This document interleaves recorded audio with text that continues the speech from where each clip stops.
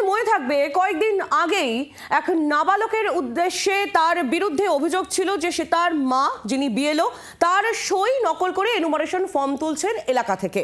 আর এবার এক বিএলও স্ত্রী তার সই নকল করে এনুমারেশন ফর্ম নেওয়ার অভিযোগ উঠছে।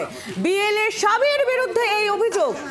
এসআইআর ফর্মে কাটাকুটি ঘিরে জলপাইগুড়ির রাজগঞ্জে রীতিমতো শোরগোল। কথা বলবো প্রদ্যুৎ দাস, আমাদের প্রতিনিধি রয়েছেন আমাদের সঙ্গে টেলিফোন লাইনে। প্রদ্যুৎ, কি খবর? কেন ওই স্বামী, বিএলএ স্বামী যিনি, আবার কেন এই ঘটনা তিনি ঘটালেন? দেখো, জলপাইগুড়ি জেলার রাজগঞ্জ ব্লকে বিএলওর স্বামী, তিনি বিএলএর কাজ করছে বলেই জানা গেছে।